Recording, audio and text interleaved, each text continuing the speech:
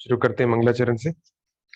ओम अज्ञानतिमिरान्धस्य ज्ञानञ्जनशलाकया चक्षुरुन्मिलितं येन तस्मै श्रीगुरवे नमः।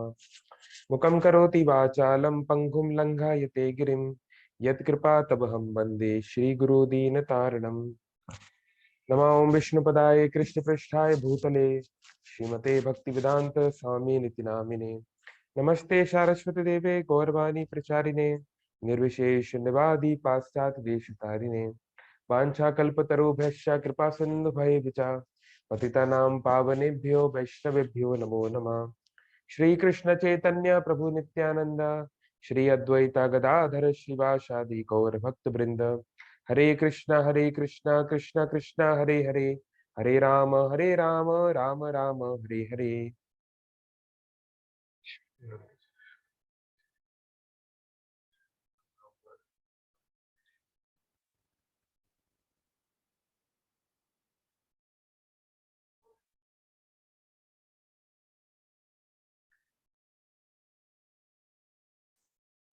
हरे कृष्ण। तो पिछले दो पार्ट्स में लास्ट टू संडे इवनिंग में हम लोग चर्चा कर रहे थे the art of not getting hurt by others. ये एक सेमिनार एक बार एक बहुत सीनियर डिवोटी दिए थे, उसी बेसिस पे हम लोग पढ़ने का प्रयास कर रहे हैं। तो श्रीमद् भागवतम के 4th कैंटो में चौथे स्कंद में भगवान शिव के द्वारा या भगवान शिव के साथ जो घटनाएं हुई उसके आधार पे ये हिस्ट्री है। It's not only a story, it's a real story, it's a history. तो अभी तक हमने देखा पिछले एपिसोड में हमने क्या देखा कि एक बड़े यज्ञ का आयोजन किया जा रहा था देवताओं के द्वारा, और उस यज्ञ में भगवान ब्रह्मा जी जो थे वो हेड थे। शिव जी को भी बहुत एक ऊंचा स्थान दिया गया था। तो उस यज्ञ में ब्रह्मा जी के पुत्र प्रजापति दक्ष, उनकी एंट्री होती है। और जब वो आते हैं तो क्योंकि वो तो ब्रह्मा जी के पुत्र हैं, फिर भी ब्रह्मा जी उनको वेलकम करते हैं, उनको आ, उनका स्वागत करते हैं। लेकिन शिव जी कुछ नहीं करते, क्योंकि शिव जी जो है उस समय ध्यान में रहते हैं। उस समय उनको, वो समाधि में थे, उनको पता नहीं चला कि कौन आया कौन गया। तो इस बात से दक्ष को बहुत उसके अहंकार को ठोस पहुंचती है, और वो शिव जी को बहुत गलत गलत चीजें बोलते हैं, बहुत गालियां देते हैं, बहुत कुछ करते हैं। शिव जी कुछ नहीं बोलते, सह लेते हैं। लेकिन शिव जी के जो फॉलोअर्स हैं, खासकर नंदी, वो बहुत क्रोधित हो जाते हैं और बहुत सारे अपशब्द बोलते हैं, बहुत सारा श्राप भी देते हैं दक्ष को और बहुत सारे अन्य ब्राह्मणों को, देवताओं को, जो चुपचाप ये सब देखते रहे। फिर उसके बाद ब्राह्मणों की तरफ से भृगु भृगु मुनि बहुत गुस्सा हो जाते हैं और नंदी और अन्य शिव जी के भक्तों को वो श्राप देते हैं। तो ये काउंटर क्राइस ये सब चलता रहता है। तो बहुत देर के बाद शिव जी बहुत दुखी हो जाते हैं और वहां से उठ के चले जाते हैं, और उनके सारे फॉलोअर उनके पीछे चले जाते हैं। तो इस प्रकार से एक बहुत दुखद अंत होता है इस यज्ञ का। तो सभी देवी देवता सोचते हैं कि ये तो अच्छा नहीं हुआ, ये तो बहुत गलत हो गया। तो फिर वो लोग दोबारा नए नए यज्ञ कराने का वो लोग आयोजन करते हैं। तो हम लोग यहीं से हमको पढ़ना था 4th चैप्टर से, फिर आगे क्या हुआ। हमने कई लेसन्स लिए थे लास्ट टाइम इससे, है ना। और हाँ, अगर कुछ भी आपको कहना है तो आप चैट बॉक्स में कह सकते हैं, ठीक है। चलिए, तो ये कथा मैत्रेय मुनि सुना रहे हैं विदुर को, just to revise the concept. तो इस प्रकार से मैत्रेय मुनि बोलते हैं कि दोनों जो ससुर है और दामाद है ना, ससुर दामाद यानी शिवजी और दक्ष, इनके बीच में इस घटना के कारण उनके बीच में जो टेंशन है, उनके बीच में जो कड़वाहट है वो बढ़ गई। और ये काफी लंबे समय तक चली, लंबे समय तक हजारों साल तक ये चली। तो शिवजी तो नहीं, इसमें उनका कोई भी दोष नहीं था। जैसे हमने पिछली बार देखा शिवजी का कितना महान चरित्र है, और ऐसे हमें सीखना चाहिए कि अगर हम भी उनकी तरह फिक्स्ड अप हो जाएंगे, तो कोई अगर हमको इतना कुछ भी गाली दे दिया, इतना कुछ भी कर दिया, तब भी शिव जी शांत थे। ये उनकी कितनी बड़ी महानता है। बल्कि अगर हमको कुछ हल्का सा भी कोई छेड़ देता है तो हम, हमारा आंखें लाल हो जाती हैं और हमारा मुंह गर्म हो जाता है ना। तो हम सीख सकते हैं शिव जी से ये चीज। तो फिर ये बहुत समय तक ये चला। उसके बाद ब्रह्मा जी ने दक्ष को प्रजापतियों का अध्यक्ष बनाया। प्रजापति मतलब होता है एक्चुअली दक्ष के अ, दोनों हाथों से, ब्रह्मा जी के दो हाथों से दो व्यक्तियों का जन्म हुआ था। उनके राइट थंब से हुआ था दक्ष, और उनके लेफ्ट थंब से हुआ था दक्ष की जो पत्नी है, अभी नाम मुझे याद नहीं आ रहा है, बट एनीवे, तो ये जो है बहुत बड़े व्यक्ति हैं, है ना। ऐसे दक्ष एक बहुत ऊंची पोस्ट है ना। तो और वो अपने काम में दक्ष भी थे। दक्ष मतलब वेरी स्किल्ड, वेरी कॉम्पिटेंट, अपने कार्य को अच्छे से करना, इसको दक्षता भी कहते हैं। उनके नाम पे इसको दक्ष बोला गया है। तो वो अपना काम बहुत अच्छे से कर रहे थे, यानी कि बहुत सारे पत्नियों का संग करके बहुत सारा प्रजापति, प्रजा को बढ़ाना और ब्रह्मा जी का जो कार्य है उसको आगे बढ़ाने का वो काम कर रहे थे।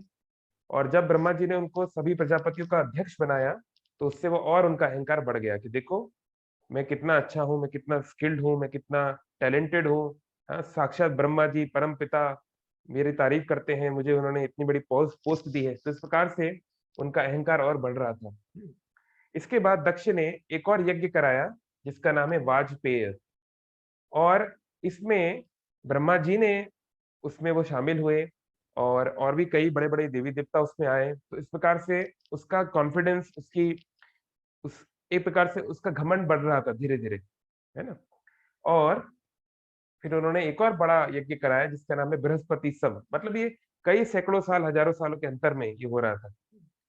तो यहाँ पे प्रभुपाद जी बताते हैं परपट में कि इसी प्रकार से संसार में बहुत सारे लोग हैं जो बड़े बड़े मंदिर बनवाते हैं। हाँ, वो बहुत बड़े बड़े भोजन करवाते हैं, ब्राह्मणों को खिलवाते हैं, या वो बहुत सारी तीर्थ यात्रा करते हैं, और वो सोचते हैं कि वो बहुत धार्मिक हैं और वो भगवान को बहुत प्रसन्न कर रहे हैं।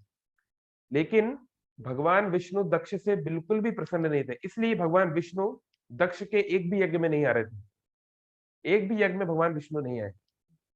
तो यहाँ पे शिला प्रभुपाद बता रहे हैं, आप बाद में ट्रांसलेशन पढ़ सकते हैं, मद भक्ता पूजा अभिधिक, कि भगवान बोलते हैं आदि पुराण में कि मेरी भक्ति करने से अच्छा है मेरे भक्तों की भक्ति करना।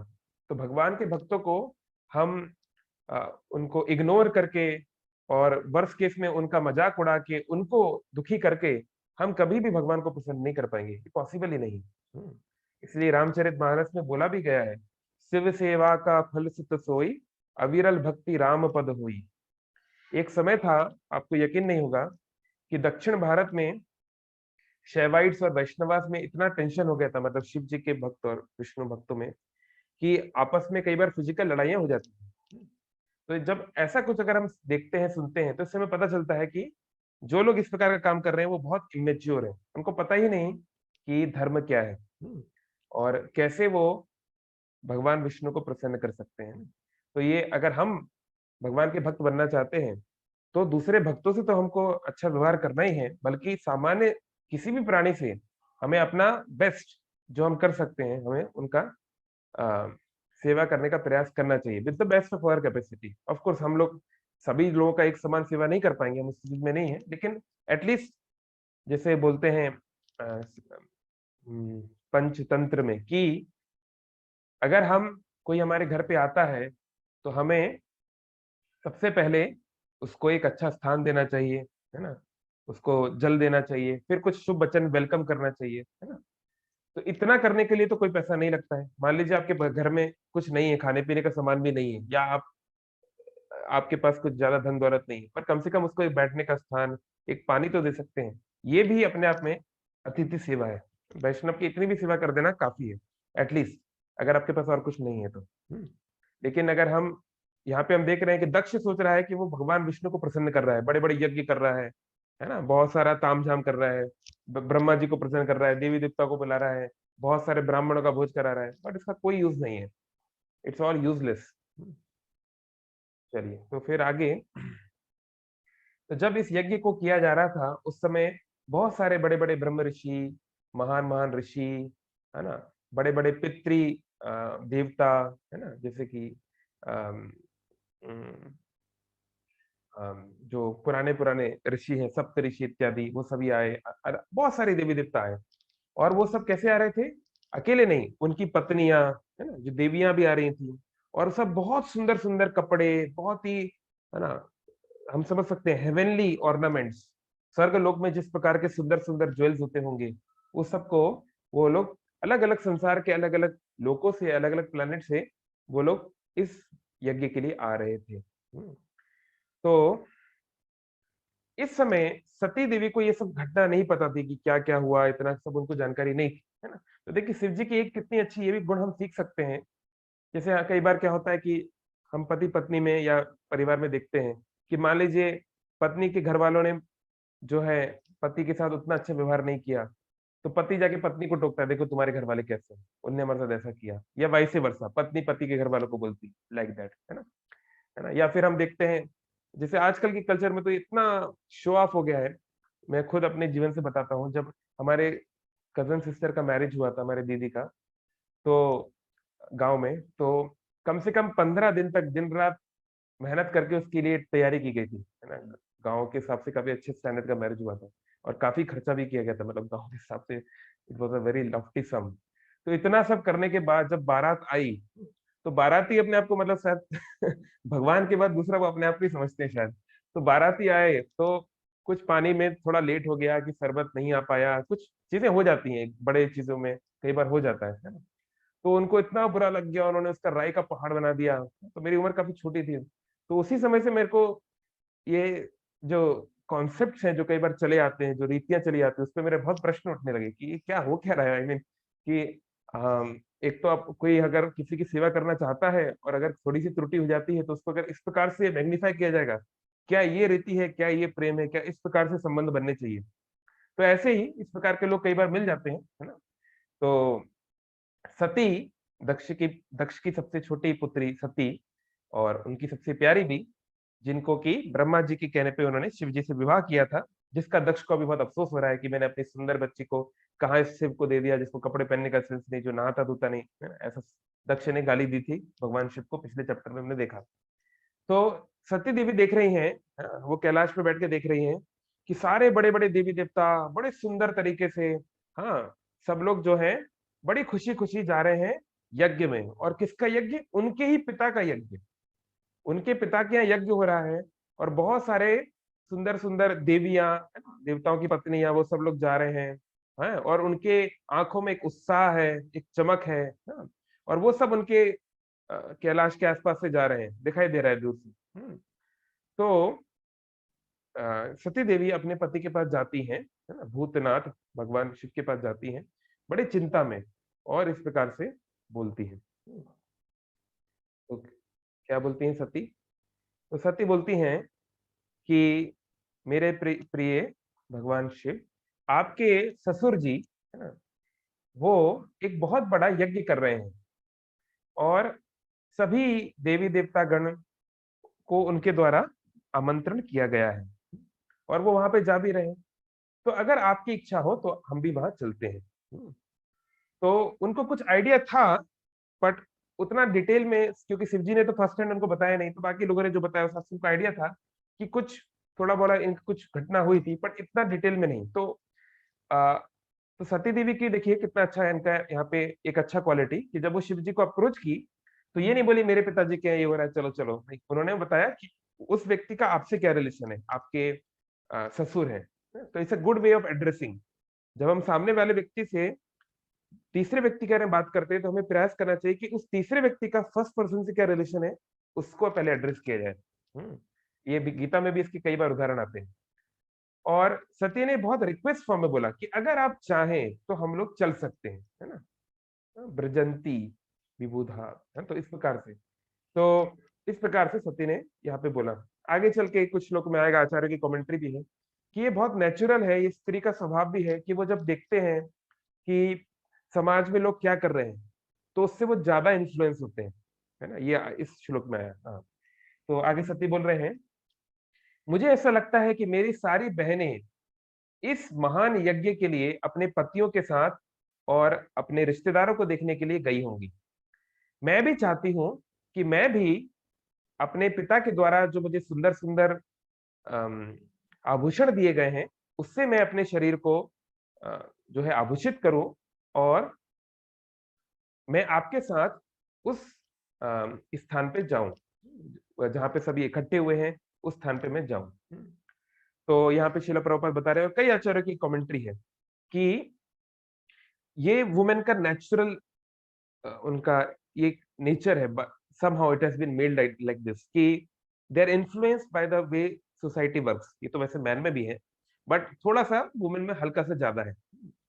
तो यहाँ पे एक्सप्लेन कर रहे हैं कि जो शब्द होता है स्त्री शब्द, तो स्त्री मतलब आप जानते हैं स्त्री मीन्स वुमेन, बट स्त्री also means in Sanskrit one वो एक्सपेंड्स, जो जो बढ़ता है उसको भी स्त्री बोलते हैं। तो इस संसार में जैसे आप देखते हैं कि कोई लड़का है, मान लो वो अपनी जिम्मेदारी अच्छे से पूरी नहीं कर रहा है, वो इधर उधर घूमता फिरता रहता है, तो माता पिता क्या करते हैं, बोलते हैं इसकी शादी करा दो। क्योंकि जब शादी कराएंगे तो क्या होगा, जब जीवन में स्त्री आएगी तो इसको, क्योंकि जब स्त्री आएगी तो बहुत सारी उसकी रिस्पॉन्स, बहुत सारे और चीजें भी जुड़ती हैं, परिवार बढ़ता है, घर बनता है ना? जैसे बोलते हैं घर की लक्ष्मी घर को बनाती है, तो फिर वो जिम्मेदारी उस व्यक्ति पे आएगी, तो फिर वो थोड़ा जिम्मेदार बन जाएगा इस प्रकार से। तो ये नेचुरल है। तो उन्होंने जो बोला उसमें कुछ गलत नहीं है। अभी तक जो कुछ भी आ, सती देवी ने जो प्रपोजल दिया है भगवान शिव को, उसमें कुछ भी गलत नहीं है, बहुत नेचुरल है ये, है ना। लेकिन गलती आगे हो गई क्योंकि भगवान शिव समझा रहे हैं। देखिए पहले सती और क्या बोलती हैं, देखिए, मेरी बहनें, मेरी मौसियां, हाँ, और उनके पति, और भी जो हमारे जिनसे हमको प्रेम है वो सभी रिश्तेदार, वो सब वहां पे जरूर इकट्ठे हुए होंगे। तो अगर मुझे उनको देखने को मिलेगा, हाँ, और उनके उनके यहाँ जो पताकाएं हैं, मतलब उनके जो रथ वगैरह आए होंगे, उनकी जो चीजें आई होंगी, है ना, वो सबको जब मैं देखूंगी, और बड़े बड़े ऋषियों के द्वारा ये सब यज्ञ होगा, है ना, तो इन सब कारणों से मेरे प्रिय पति, मैं वहां जाने के लिए बहुत चिंतित हूँ, मैं वहां जाना चाहती हूँ, मैं बहुत आग्रह है मेरा कि वहां पे हम चलें।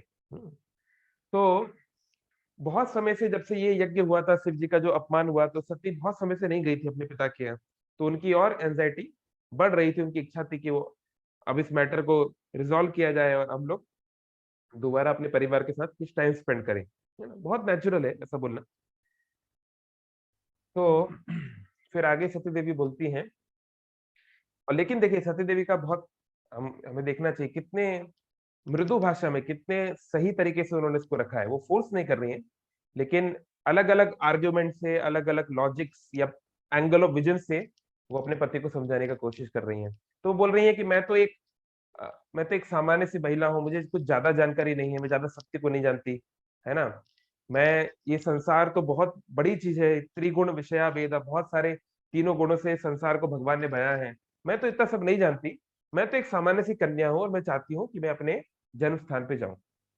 तो सती ने ये नहीं बताना चाह रही हैं। तो ये भी एक बात है कि आजकल के युग में जब फेमिनिज्म और ये सब चीजें बहुत ज्यादा डोमिनेंट है, तो ये चीजें बहुत ऑड लग सकती हैं, लेकिन वैदिक कल्चर में the wife is suppose to be subordinate to the husband.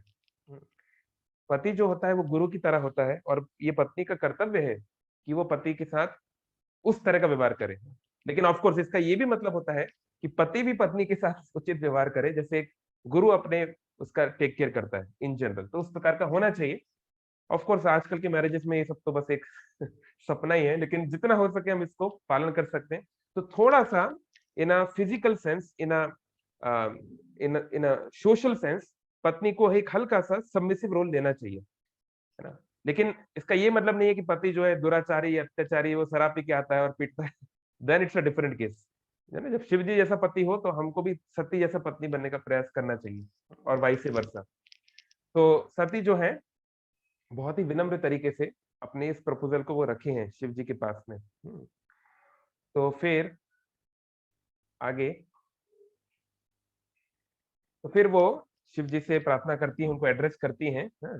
अभाव, वो शिव जी की महानता को बताती हैं कि आप तो अभाव, अब आपका कोई भव नहीं होता है, आपको कोई पैदा नहीं करता है। ऐसे हम लोग सोचते हैं कि भगवान शिव का, प्रभुपाद जी बता रहे हैं परपट में, कि भगवान शिव इस संसार में रुद्र के रूप में आते हैं, जो कि ब्रह्मा जी के पुत्र के रूप में आते हैं। लेकिन रियलिटी ये है कि भगवान शिव जो है, उनका शरीर आध्यात्मिक है, वो ये केवल माध्यम है ब्रह्मा जी के शरीर से आना, लेकिन वो ब्रह्मा जी से उनकी पोजीशन ऊपर है। तो लेकिन जैसे फॉर एग्जाम्पल मान लीजिए कोई राजा देश का राजा है, मान लीजिए वो आ रहा है, तो वो कई बार इस प्रकार से आता है कि वो सामान्य रूप लेकर आ सकता है ना, या फिर वो वहां का कोई उसका सबॉर्डिनेट है, कोई छोटा सा राजा है, या मान लीजिए कोई जमींदार है ना, उसके घर पे उसकी कार में आ सकता है, इज लाइक दैट। तो ऐसा लग सकता है कि सामने वाला व्यक्ति उनको होस्ट कर रहा है, सामने वाला व्यक्ति उनको फैसिलिटेट कर रहा है, लेकिन नहीं, उनके पास जो कुछ है वो तो उनसे ही आया है, लाइक दैट। तो वो उनको एड्रेस कर रही है ना, उनका नाम नीलकंठ है, तो उनको उनको अलग अलग नाम से बता रही हैं। तो बोल रहे हैं कि केवल मेरे ही रिश्तेदारों की बात नहीं है, बल्कि दूसरी स्त्रियां भी बहुत अच्छे अच्छे कपड़े पहन के, बहुत अच्छे अच्छे आभूषण लगा के, अपने पतियों के साथ, दोस्तों के साथ वहां पर आई होंगी। और आप देखिए कितने सुंदर सुंदर विमान, है ना, व्हाइट एयरप्लेन्स जा रहे हैं, विमान जा रहे हैं, सारा ऐसा लग रहा है कि सारा जो आकाश है वो भर गया है इन विमानों से, कितने सारे लोग जो है जा रहे हैं। तो इस प्रकार से उन्होंने ये बात जो है उनको बताई। फिर आगे बोल रहे हैं, है ना, हे महादेव, कि एक कैसे एक पुत्री का शरीर अ, कैसे शांत रह सकता है जब वो सुनेगी कि मेरे पिता के घर पे एक महान फेस्टिवल हो रहा है, एक बहुत बड़ा आयोजन हो रहा है, और हम लोग ही नहीं जा रहे हैं। ये तो देखिए बहुत अच्छा। आप ये बोल सकते हैं कि सती देवी आदि शक्ति है, सारी दुनिया की माँ है, क्या उनको इतना नहीं पता है कि भाई क्या हो रहा है, उनके बीच में टेंशन है, वो क्यों ये सब कुछ करेंगे? तो हमको अगेन जो हम लोग सुबह बात कर रहे थे, ये एक लीला है। ऐसा नहीं है कि सती देवी को समझ नहीं है, लेकिन वो एक सामान्य स्त्री का रोल कर रही हैं, ताकि हम सब इसको पढ़ें, इससे सीखें, और अपने जीवन में उन सब गलतियों को ना करें, उससे हम सबक लें, है ना। तो इसलिए वो एक सामान वुमन जो कॉन्शियसनेस है उसको वो एड्रेस कर रही हैं। तो वो कह रही हैं कि ये बहुत नेचुरल है कि मेरे घर में इतना बड़ा फेस्टिवल हो रहा है और मैं नहीं जाऊंगी, ऐसा कैसे हो सकता है, क्या ये ठीक है? तो अब थोड़ा सा उन्होंने अपने स्टेटमेंट्स को उसकी ग्रेविटी को बढ़ाया है। अब अपने जो आर्गुमेंट्स हैं उसको वो थोड़ा सा तीखा कर रही हैं धीरे धीरे। तो अब आप देखिए, अब वो क्या बोल रही हैं। आप हो सकता है ये विचार करेंगे कि आपको इनविटेशन नहीं मिला, आपको चिट्ठी नहीं मिला। तो सती देवी क्या बोल रही है, धर्मशास्त्र का प्रयोग कर रही है। धर्मशास्त्र में बताया जाता है कि हमें अपने मित्र, अपने पति, अपने गुरु, अपने पिता के घर जाने के लिए कोई इनविटेशन नहीं चाहिए, है।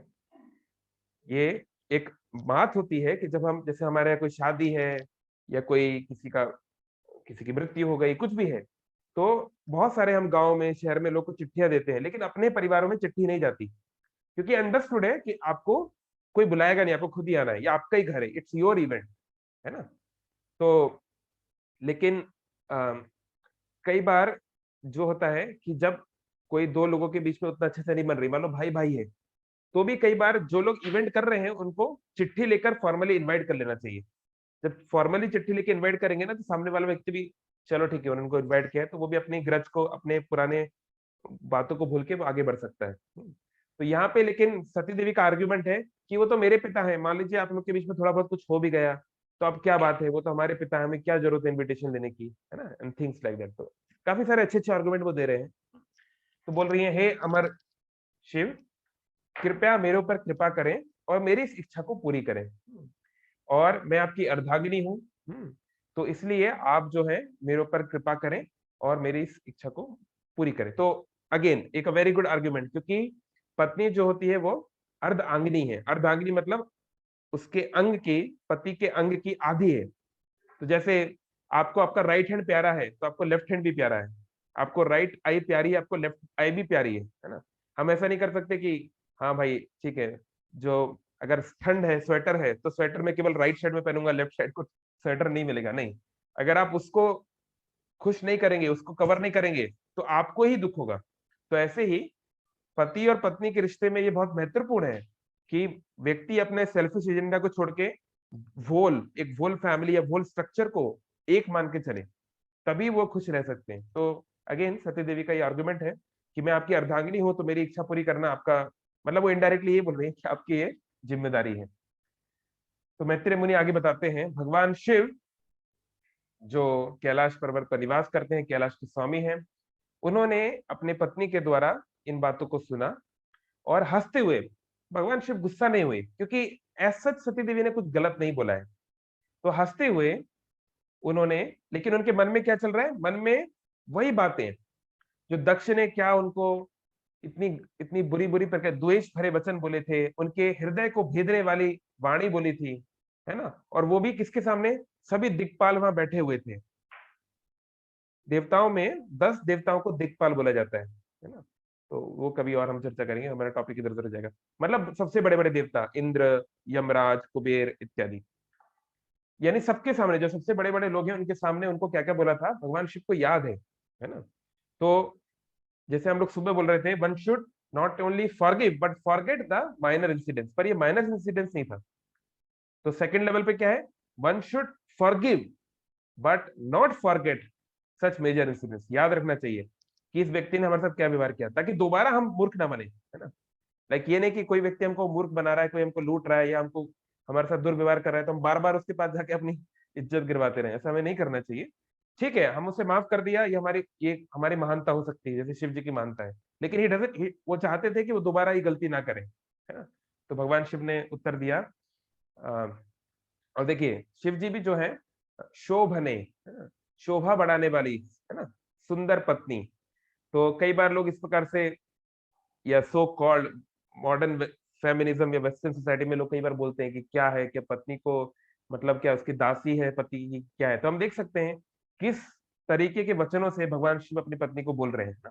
कई बार देवी शब्द आता है ना, यहाँ पे शोभने शब्द आया है ना, प्रिया शब्द आता है ना। तो ऐसे नहीं कि पति भी कुछ भी, मतलब मेल चौविनिज्म भी नहीं अलाउड है ना। जो सो कॉल्ड, जो आजकल जो मतलब feminism can be fine, feminism mean by definition to fight और to struggle for the rights of women, that is okay.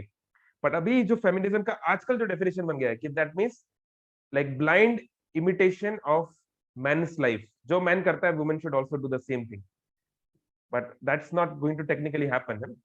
Like a man cannot become a pregnant person, it's not going to happen. So they are different people and they have different attributes and they should work in a different way. तो anyway, तो इसी प्रकार से जो mail चौविनिज्म है कि पुरुष ही सब कुछ है और स्त्रियां तो उनकी गुलाम है, things like that, that is also not acceptable. तो भगवान शिव बोलते हैं इस प्रकार से एड्रेस करते हुए, मेरी प्यारी सुंदर पत्नी, आपने ये बात बोली कि व्यक्ति अपने मित्र के घर पे बिना आमंत्रित किए भी जा सकता है, और आपने जो बोला वो सही बात है ना। धर्मशास्त्र में इसका उल्लेख है।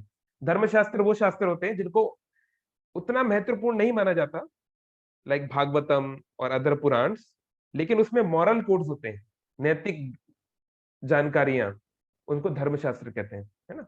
जिनमें से अधिकतर अभी लॉस्ट हो चुके हैं anyway। तो वो कहते हैं, लेकिन शिव जी क्या बोलते हैं, हाँ हम बिना आमंत्रण के अपने मित्र के यहाँ जा सकते हैं। कब?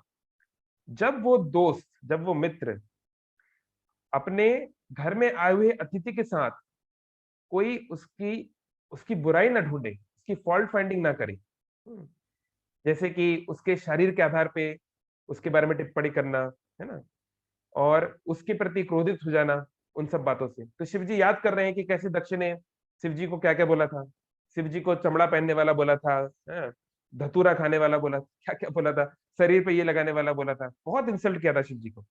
तो शिव जी उस समय उत्तर नहीं दिए, लेकिन उनको याद है कि किस प्रकार से सती के पिता ने उनके साथ क्या क्या व्यवहार किया था।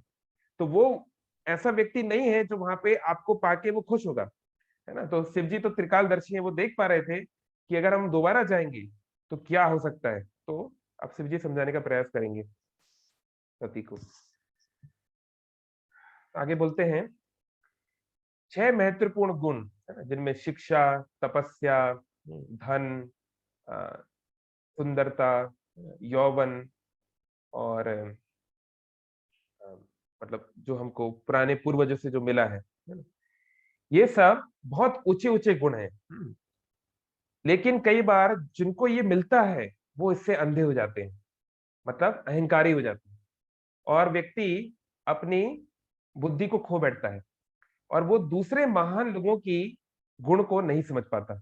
जैसे भगवान गीता में बोल रहे हैं, क्रोधा भवति सम्मोहा, सम्मोहता बुद्धि नाशो प्रणश्यति।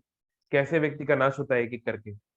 तो दक्ष जो है अब उसका प्रमोशन होता जा रहा है, लगातार आगे बढ़ता जा रहा है। तो हम भी अपने लाइफ में देख सकते हैं, कई बार ऑफिस में हम देखते हैं कोई व्यक्ति है वो उतना अच्छा अपनी टीम के साथ डील नहीं करता है, but somehow he successful, somehow project deliver कर रहा है। तो उसको मैनेजमेंट आगे बढ़ाता रहता है ना। मैनेजमेंट नहीं देखता कि भैया जो ग्राउंड पे जो लोग काम कर रहे हैं उनकी क्या हालत होगी, और फिर कई बार बहुत सीवियर चीजें हो जाती हैं। हमने हमने खुद अपने जीवन में देखा है प्रैक्टिकली, या एक परिवार में या कहीं पे भी हम इस बात को देख सकते हैं, है ना। तो लोग कई बार इन गुणों से ही आकर्षित होते हैं। हाँ, ये गुणों से आकर्षित होना बहुत स्वाभाविक है, लेकिन उससे महत्वपूर्ण है कि व्यक्ति का कैरेक्टर कैसा है, वो इन गुणों को कैसे प्रयोग करने वाला है, इन सब संपत्तियों का क्या वो प्रयोग करने वाला है। तो शिव जी समझा रहे हैं। अब देखिए, ये बहुत ही महत्वपूर्ण, ये भागवतम का फेमस श्लोक है, बहुत महत्वपूर्ण श्लोक है, इसको आप बार बार हमें पढ़ते रहना चाहिए।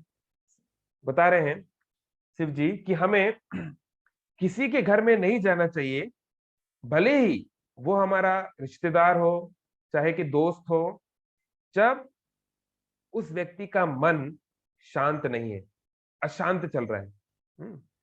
और जो अपने अतिथि को, अ, अतिथि के साथ क्रोध में व्यवहार कर सकता है ना। यानी कि कहने का मतलब है, जब तक कि सामने वाला व्यक्ति विनम्रता से आपको बुला नहीं रहा है ना, जब तक हृदय से कनेक्शन नहीं है, तब तक नहीं जाना चाहिए।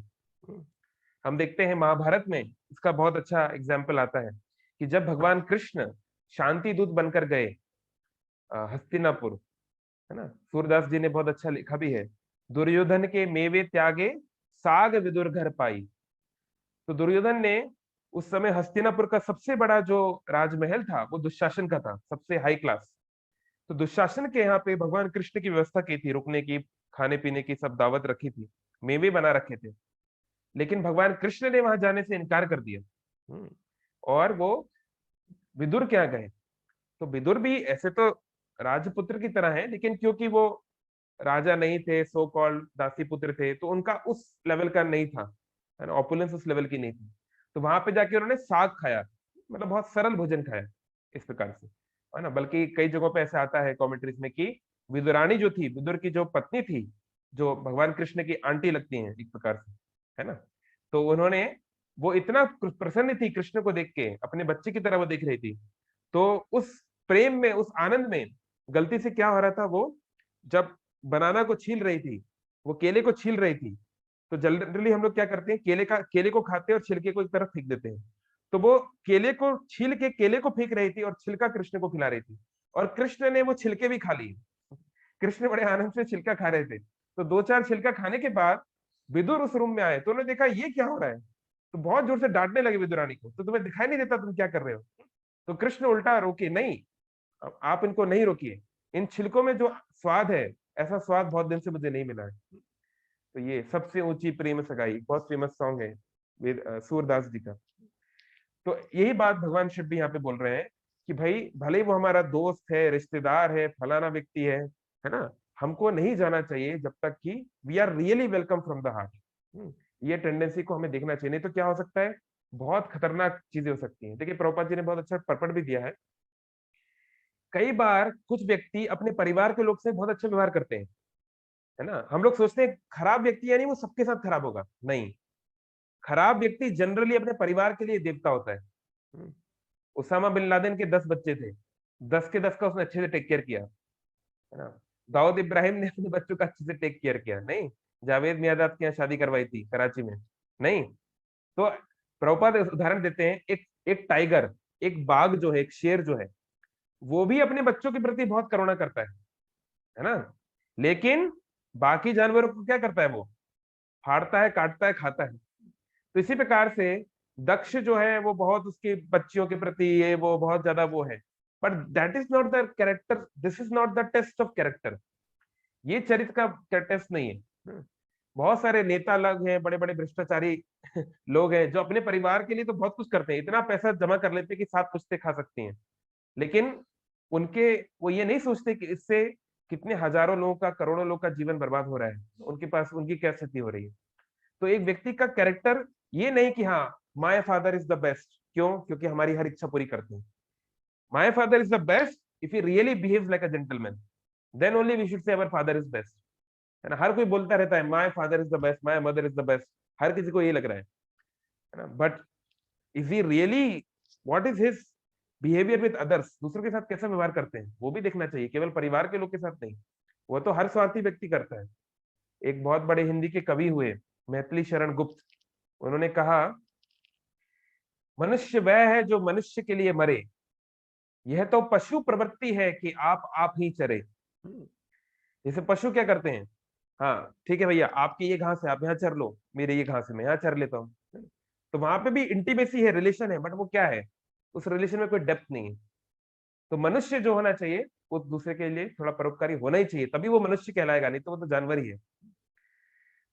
तो आगे भगवान शिव बोलते हैं कि कोई व्यक्ति, कभी हो सकता है कि हमें किसी शत्रु का के द्वारा मारा हुआ तीर लग जाए। तो भाई तीर अगर लग जाए तो बहुत बहुत दर्द होता है ना।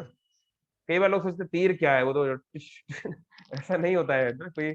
आज भी अगर आप जो ओलंपिक्स वगैरह में होता है ना, आर्चर वगैरह देखेंगे, तो आज भी ऐसे ऐसे बहुत सारे आर्चर्स अवेलेबल हैं जो अच्छे खासे गनमैन को भी परास्त कर सकते हैं ना। So it can be dangerous, तो बहुत घातक होता है बाण। तो उस बाण से तो दुख जो होगा तो कितना भयानक दुख होगा, उसका कोई कैलकुलेशन नहीं। फिर भी भगवान शिव बोल रहे हैं वो इतना बुरा नहीं है, उससे इतना दुख नहीं होगा जितना कि हमारे रिश्तेदारों के द्वारा बोले हुए कठोर वचनों का जो प्रभाव पड़ता है। क्योंकि ये जो दुख है, ये आदमी को दिन रात जलाता रहता है। सोचिए, इसके इस श्लोक के ऊपर कितने ही गजलें, कितने ही अफसाने गीत बने होंगे, नहीं? आपने सुना होगा कई बार, लोग बहुत सारी, लेकिन ये देखिए, श्रीमद् भागवतम में हजारों साल पहले ये बात बताई गई है, जो कितनी प्रैक्टिकल है। क्योंकि देखिए, कोई व्यक्ति जिसको मैं नहीं जानता, वो मुझे थोड़ा गाली दे दिया, कुछ बोल दिया, तो उतना मुझे हर्ट नहीं करेगा। लेकिन जिनसे मैं एक्सपेक्ट करता हूँ कि ये व्यक्ति मुझे प्रेम करेगा, इससे मेरे को अच्छा, मेरा अनुभव रहेगा, इनके साथ मेरा अच्छा संबंध बनेगा, वो अगर कुछ बोल दे, है ना, तो फिर तो, है ना। यूट्यूब ब्रूटस, सीजर को सीजर को क्या 18 लोगों ने मिलकर चाकू मारा था, बहुत दर्द हुआ था, पर सीजर को इस बात से तो जितना दर्द हो रहा था, उससे ज्यादा उसको दर्द था कि ब्रूटस मेरा दोस्त, तुम मुझे चाकू मार दिए। उससे वो उसको ज्यादा, अकॉर्डिंग टू शेक्सपियर, कि उससे उसको ज्यादा दुख हुआ, है ना। तो हमें तो अपनों ने मारा, गहरों में कहाँ दम था, हमारी कश्ती वहां डूबी जहां पानी कम था। बहुत आपने, तो इसी चीज को आप बहुत प्रकार से इंटरप्रेट कर सकते हैं। तो भगवान शिव की एडवाइस को ध्यान रखिए, है ना, कि अगर हम किसी के में मन लगा देते हैं, किसी के प्रति अगर हमारा प्रेम हो गया, तो सोच समझ के प्रेम कीजिए, है। ये इश्क नहीं आसा, बस इतना समझ लीजिए, आग का दरिया है और डूबते जाना है। ये आग का दरिया है, अगर दरिया मतलब समुद्र उर्दू में, तो अगर इस दरिया में अगर आप गए, अगर आपकी नाव पलट गई, तो आपका बैंड बज जाएगा। तो इसलिए हम जब किसी से हार्ड कनेक्शन करते हैं, तो जल्दी जल्दी नहीं करना चाहिए, ध्यान से करना चाहिए, क्योंकि फिर गड़बड़ हो गई तो बहुत दुख होगा। तो फिर आगे भगवान शिव उनको समझाते हैं, उनकी सुंदरता की तारीफ करते हुए, थोड़ा कड़वा बोल रहे हैं शिव जी, लेकिन आप थोड़ा बीच बीच में थोड़ा लाइट भी कर रहे हैं कि मेरी सुंदरी पत्नी, कि दक्ष की बहुत सारी बच्चियां हैं, आई थिंक 10, शायद 10 थी, 18 मैं भूल गया, बहुत सारी बच्चियां हैं, लेकिन आप सबसे फेवरेट हो। क्योंकि सती सबसे छोटी थी, बहुत नेचुरल है, जो छोटा बच्चा होता है उसके प्रति तो प्रेम होता ही है, बहुत नेचुरल है। लेकिन मैं तब भी तुमको बात बोल रहा हूं, तुम दक्ष की सबसे प्रिय हो, लेकिन तुम अगर वहां जाओगी तो तुम्हारा वहां पे कोई सम्मान नहीं होगा। क्यों? इसमें तुम्हारी गलती नहीं है, क्योंकि तुम मेरी पत्नी हो, बल्कि तुमको इस बात का दुख होगा कि तुम मेरी पत्नी क्यों बन गई। अब देखिए कितनी कड़वी बात भगवान शिव बोल रहे हैं, लेकिन कड़वी बात बोलने के पहले थोड़ा सा शुगर उन्होंने लगा दिया कि मेरी प्यारी पत्नी। बहुत कड़वी बात भगवान शिव बोल रहे हैं कि देखो, तुम अपने पिता को बहुत प्रेम करती हो, तुम सोचते तुम्हारे पिता बहुत बड़े व्यक्ति हैं, बहुत अच्छे हैं, पर शायद वो इतने अच्छे नहीं है। भगवान शिव इनडायरेक्टली बोल रहे हैं, क्योंकि वो तुमको देखना, क्योंकि तुम मेरी पत्नी हो, तुम्हारे साथ दुर्व्यवहार करेंगे और तुम उसको सह नहीं कर पाओगी। शिव जी उसको समझाने का प्रयास कर रहे हैं, वो डायरेक्टली गाली नहीं दे रहे हैं उनके पिता को, है ना, वो चाहते तो दे सकते थे, लेकिन इनडायरेक्टली समझा रहे हैं कि बुद्धि प्रयोग करो, ऐसा गलती मत करो, बहुत भारी पड़ जाएगा। फिर आगे बोलते हैं, जो व्यक्ति अहंकारी होता है वो हमेशा दुख में रहता है, हमेशा चिंतित रहता है, ना केवल मानसिक रूप से बल्कि शारीरिक रूप से भी। और दूसरे लोगों की जीवन में कोई उनका विकास होता है, कोई उनकी समृद्धि बढ़ती है ना, दूसरे व्यक्ति जब भक्ति में आगे बढ़ते हैं या आध्यात्मिक मार्ग में आगे बढ़ते हैं, उसको वो सहन नहीं कर पाता। तो दूसरों के इस आध्यात्मिक विकास को नहीं सहन करने के कारण वो उनसे ईर्ष्या करता है। जैसे असुर परम ईश्वर भगवान हरि से ईर्ष्या करते हैं। देखिए यहाँ पे लिखा भी हुआ है हरिम, है ना, भगवान शिव बोल भी रहे हैं जो हरि से ईर्ष्या करता है ना, वही जो है ऐसा व्यक्ति ही असुर कहलाता है। कई बार लोग बोलते हैं सर क्या आप मतलब रावण असुर इसलिए हुआ क्योंकि राम के विरुद्ध है। हाँ यही डेफिनेशन है, भगवान शिव बोल रहे हैं, देखो आपके श्लोक में देख लो भाई, है ना, ये देखिए यथा सुरा हरिम, जो हरि के विरुद्ध है वही असुर है। बहुत सीधी सी बात है क्योंकि हरि हम सबके पिता हैं, अब पिता के जो विरुद्ध हो गया बस फिर बाकी कौन क्या बचा, है ना। तो यहाँ पे दक्ष ये बताना चाह रहे हैं, क्या बोल रहे हैं, यानी क्या बताना चाह रहे हैं, दक्ष का नाम नहीं लिए शिव जी, लेकिन इनडायरेक्टली साफ बोल दिए कि दक्ष एक असुर है। मान लीजिए आपकी पत्नी का जो पिता है वो एक नंबर का आतंकवादी माफिया सठिया व्यक्ति है अब आप अपनी पत्नी को कैसे समझाएंगी, सोचिए शिव जी का काम कितना कठिन था। भाई कोई कैसा भी हो, हर व्यक्ति अपने पिता को बहुत प्यार करता है, अपने परिवार को बहुत प्यार करता है, कोई उसकी बुराई नहीं सुनना चाहता। लेकिन शिव जी को उनकी पत्नी को समझाना था कि तुम्हारा पिता कोई अच्छा आदमी नहीं है। तो शिव जी कितने अच्छे तरीके से समझा रहे हैं, बिना नाम लिए उन्होंने क्या बता दिया कि दक्ष असुर है। वो देवता के शरीर में जरूर है, देवताओं के बीच में उठता बैठता है, धर्म के काम करता है ना। हिटलर भी जो था बहुत सारे चर्च बनवाया था, बहुत सारा बाइबल से कोट झाड़ता था, पर क्या किया, रावण को भी बहुत ज्ञान था, ब्रह्म ज्ञानी था, क्या किया। तो भारी अवंडर पे मत जाओ सती, उसकी स्थिति को समझने का प्रयास करो, ये शिव जी समझा रहे हैं इनडायरेक्टली। तो फिर से थोड़ा सा पहले तारीफ करके बोल रहे हैं कि देखो मेरी प्रिय युवा पत्नी, ये बात सही है कि जो हमारे दोस्त होते हैं, हमारे रिश्तेदार होते हैं, उनको हमें सम्मान करना चाहिए, उनके लिए अभिवादन करना चाहिए, उनको उनको बुलाना चाहिए, वेलकम करना चाहिए, उनको प्रणाम करना चाहिए। लेकिन जो लोग आध्यात्मिक स्तर पे आ गए हैं, जो बुद्धिमान है, वो ये प्रणाम परमात्मा को करते हैं जो सबके शरीर में बैठे हुए हैं, और उस व्यक्ति के शरीर को नहीं करते। तो देखिए ये बहुत बड़ा एक बहुत बहुत गहरी बात है। तो जब हम लोग एक दूसरे को प्रणाम करते हैं, हरे कृष्णा प्रभु जी, हरे कृष्णा माता जी, तो हो सकता है कि सामने वाला व्यक्ति सच में प्रभु जी माता जी कहलाने के लायक ना हो, है ना, लेकिन हम समझते हैं क्योंकि हर एक जीव जो है उसके जैसे भगवान गीता में बोल ही रहे हैं हर जगह पे, देहे अस्मिन पुरुषा परा, परम पुरुष भगवान देह में शरीर में सबके वास करते हैं, तो उसको हम प्रणाम कर रहे हैं। और आत्मा भी भले ही वो भी कैसी भी हो, अल्टीमेटली तो परमात्मा का ही अंश ही है, तो उसको भी हम प्रणाम करते हैं। तो हमें सबके प्रति सम्मान होना चाहिए, इसका अर्थ ये है, क्योंकि मूल रूप से हर व्यक्ति जो है वो परमात्मा का अंश है। तो फिर देखिए यहाँ पर अब भगवान शिव बता रहे हैं कि वो क्या करते हैं। सत्वम विशुद्धम वासुदेव शब्दितम, अगेन बहुत महत्वपूर्ण श्लोक है भागवतम का ये, कि परम सत्य परम चेतना कौन है, शुद्ध चेतना कौन है, वासुदेव, वसुदेव पुत्र भगवान कृष्ण या सर्वव्याप्त भगवान विष्णु, जिनको वासुदेव किया जाता है वही परम ईश्वर है। और मैं दिन रात हमेशा उनको ही प्रणाम करता हूं, उनके बारे में ही विचार करता हूं। तो उनको हमें प्रणाम करना चाहिए, इससे हमको ये होगा। और गीता में भागवत में बहुत बहुत जगह बोला गया है कि भगवान को प्रणाम करने का क्या अर्थ होता है। भगवान को प्रणाम करना अश्वमेध कई कई अश्वमेध यज्ञ के बराबर है। तो अब शिव जी ने डायरेक्ट पॉइंट की बात बोल दी, देखो बहुत समझाया। तो देखो ये एक अच्छे व्यक्ति की पहचान है कि first you lend your ears, then you gift your mouth, जैसे कहते हैं ना, पहले अपने कानों से सुनो भाई, व्यक्ति की बात सुनो, ज्यादा ज्यादा डायरेक्ट जाके कंक्लूजन मत सुनाओ, पहले उसकी बात सुनो फिर बात बोलो। तो सती जो बोल रही थी वो बात बिल्कुल ठीक नहीं है, वो वहां जाना it's a very dangerous place, नहीं जाना चाहिए।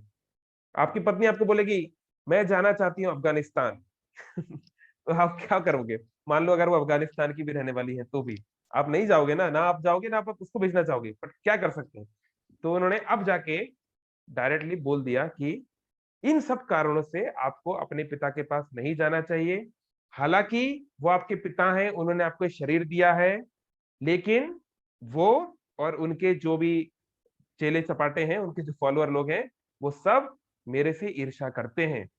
और क्योंकि वो मुझसे ईर्ष्या करते हैं, हाँ, तो हे पूजनीय है ना, क्योंकि सती देवी पूजनीय है हम सबकी, है ना, हे पूजनीय देवी, उन्होंने मेरे को बहुत, उन्होंने मुझे अभद्र भाषा में बोला है, इंसल्ट किया है, बहुत कठोर वचन बोले हैं, हालांकि मेरी कोई गलती नहीं थी।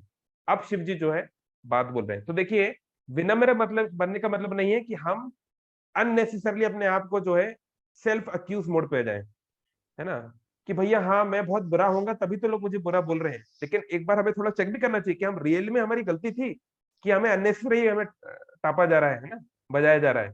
तो भगवान शिव भी जानते थे कि उनकी गलती नहीं है, फिर भी वो चुप रहे, ये उनकी महानता है।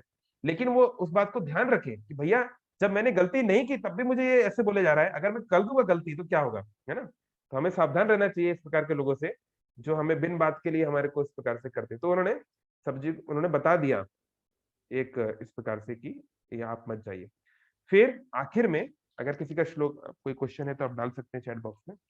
आखिर में उन्होंने यही इंस्ट्रक्शन दिया जो चैप्टर का आखिरी है, जो कि देखो, जैसे भगवान ने गीता अर्जुन को सुनाई, सारी गीता सुनाने के बाद, इतना सारा 18 चैप्टर में सब सुनाने के बाद, भगवान अर्जुन को यही बोलते हैं, यथा इच्छसी तथा कुरु।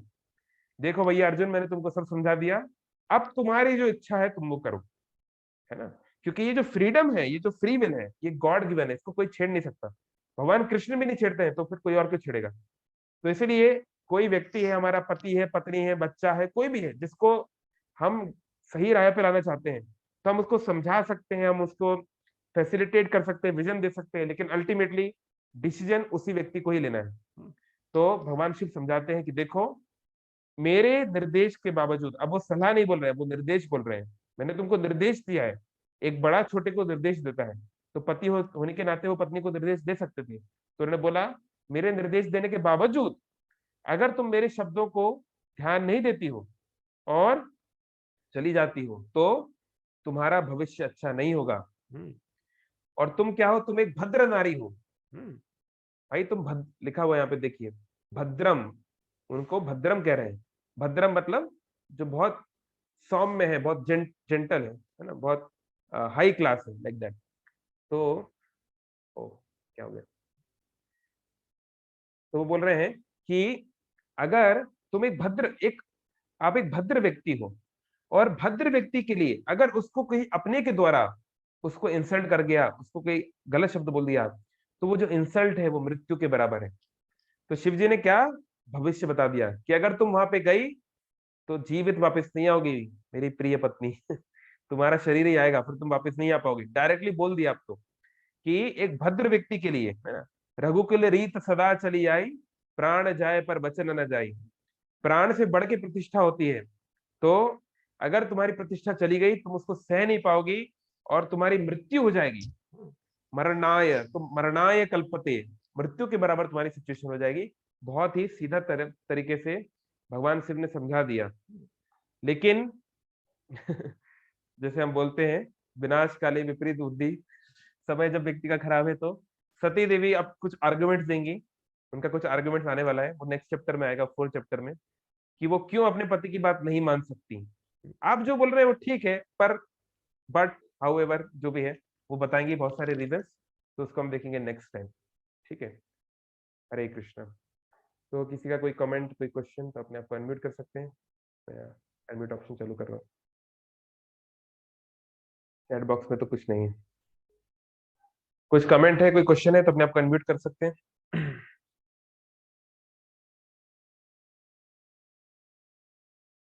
नहीं है। ओके। हरे कृष्णा। या हरे कृष्णा। तो उम्मीद करता हूँ कि बहुत सारे अच्छे लेसन आपको मिले होंगे। तो मान लीजिए कोई व्यक्ति जो आपका अपना है और आपकी बात नहीं सुनता, तो ज्यादा दुखी मत होइए। अरे जब लोग शिव जी की बात नहीं सुनते, भगवान कृष्ण की बात नहीं सुनते, तो हम और आप क्या है। तो हमारी बात लोग अगर ना सुने, तो उसको इतना उसमें दुखी होने की बात नहीं है। ठीक है। ठीक है। चलिए, और किसी का कोई प्रश्न नहीं, नो कमेंट्स, नो क्वेश्चंस। चलो अच्छी बात है। तो यार इसका मतलब या तो आपको सब समझ में आ गया है, कुछ भी समझ नहीं आया। दोनों ही केसेस में जैसी भगवान की इच्छा। ठीक है। तो हम लोग नेक्स्ट टाइम देखेंगे कि सती देवी ने क्या आर्गुमेंट दिए। वो तो और भी इंटरेस्टिंग है, मतलब आप यकीन नहीं करोगे कि क्या सब भगवान का लिखी लीला क्या क्या होता है। सती देवी के बहुत आर्ग्यूमेंट्स अच्छे हैं, they are reasonable in a way, but in a way very illogical also. तो हम उसको देखेंगे नेक्स्ट टाइम। ठीक है। ओके। हरे कृष्ण कृष्ण कृष्ण हरे हरे, हरे राम राम राम हरे हरे। माता पार्वती की जय, शिव जी की जय, श्री प्रभुपाद की जय।